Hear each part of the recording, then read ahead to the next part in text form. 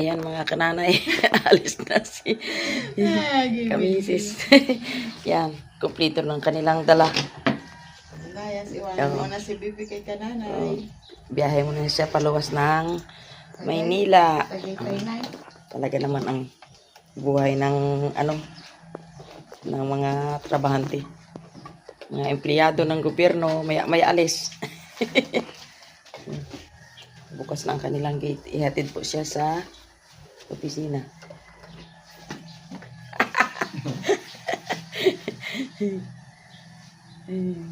Maagang maaga pa. Ayan. Ito mga kananay ang gawain ko dito. Pag umalis sila, ako naman po ang magasara ng gate. Yan. Nandun na sila. Mga kananay, kami na lang po ang kanilang kasambahay ang natira dito sa amin. Ngayon po ay uuwi yata si Brother Ed mamaya. Ako po ay magagulay ng okra. Ito po. Gulay, okra na ilagay ko po sa sa bamboo shoot or labong. Ito po.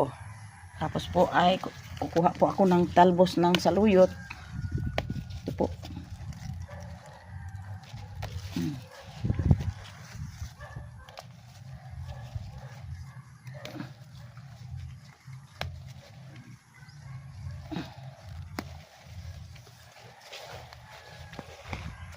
Saluyot, where are you? Madalang na po ang saluyot dito sa amin dahil ginagamas na po nila.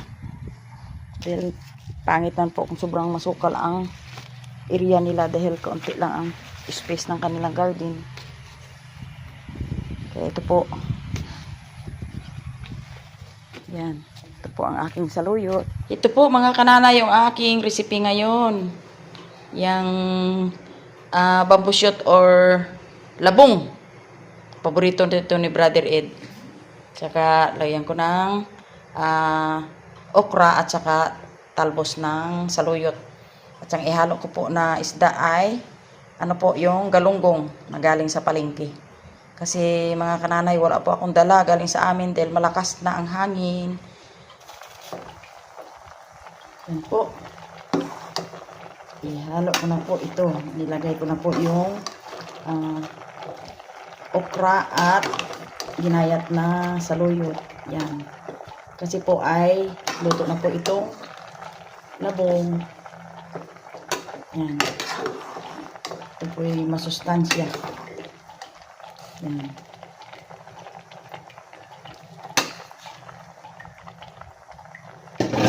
Isabay ko na po yung isdang galunggong.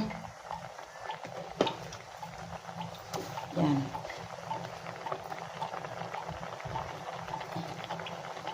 Inuna ko muna yung saluyot at saka okra at hinalo kasi kung iuna ko yung isda, hindi pwedeng haluin dahil madurog yung isdang galunggong.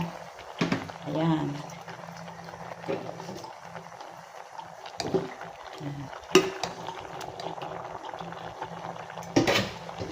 Takpan ko po muna. Ayan mga kananay. Ayos ng aking lutong labong. Ayan po, lagyan natin ng konting asin.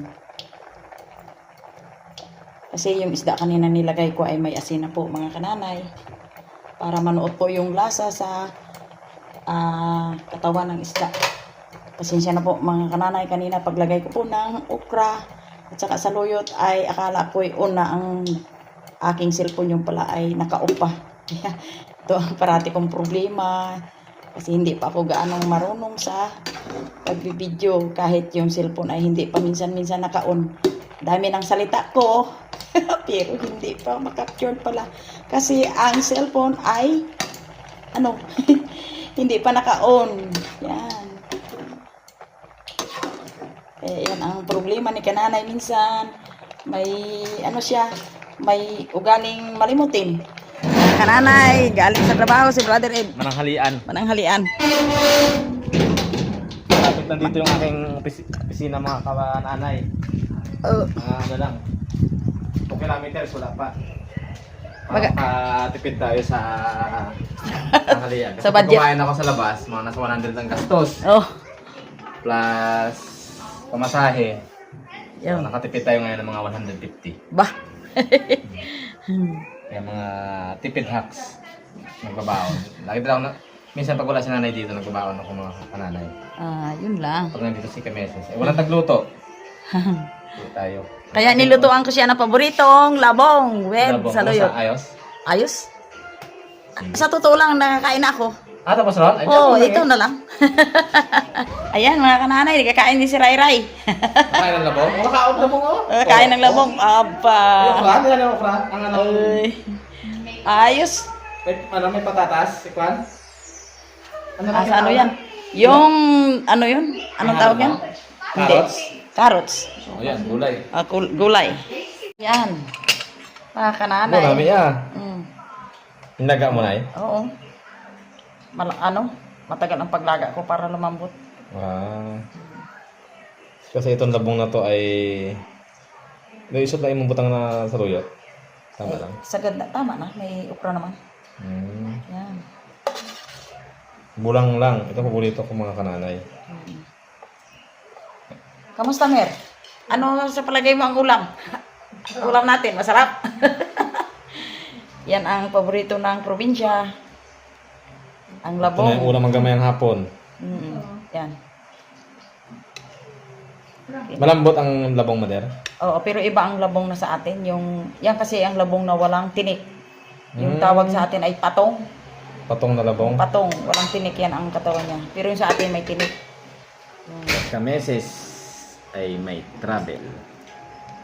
Yan. Pag-pray. Okay lang yun. Sa sarap ng ng labong. Musta? Labot yan, matagal kong nilaga, pero ganyan talaga, may talaga yan. Yung Medyo magulang lang yung okra. Okay lang yan, at least yung kanyang dulas. May okra naman dyan na kasi yung ating okra ay na eh. Mamaya, yung okra ko ay i-cultivate ko. At saka, para lumaki. Laki din yun.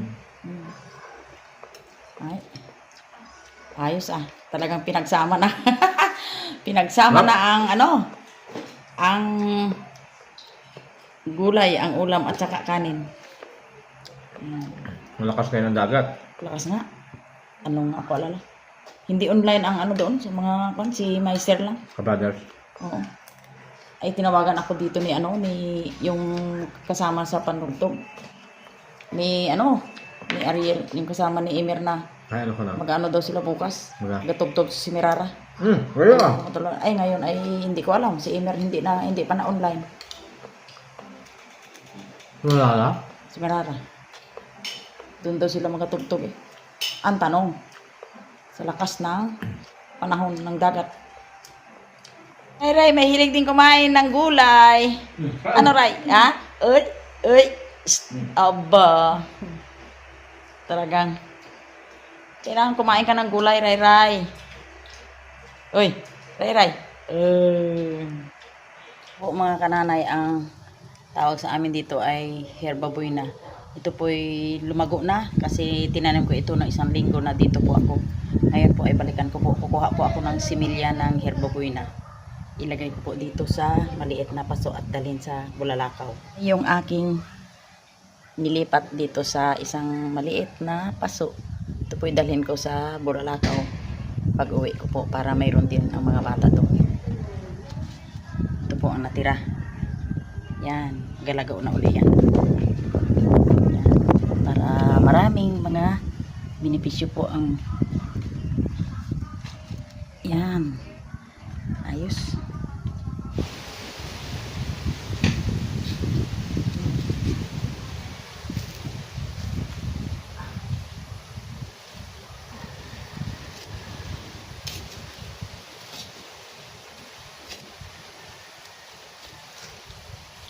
Ayan po yung aking okra.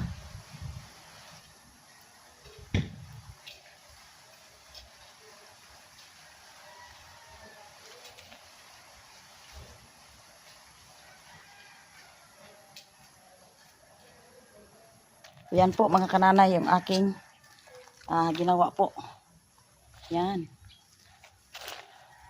Tinambakan ko na po ng lupa para siya ay tumaba. Yan na. Pagbalik ko dito mga kananay ay malaki na ito. Yun. Yan po sila. Yan. Yan po sila yung aking okra.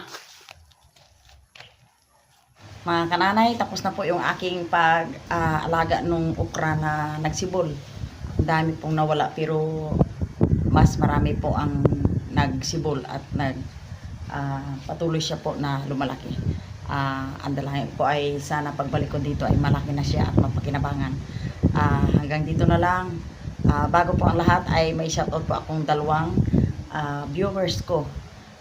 Una po ay shoutout po kay Ma'am Mila Kaibal ng Canada.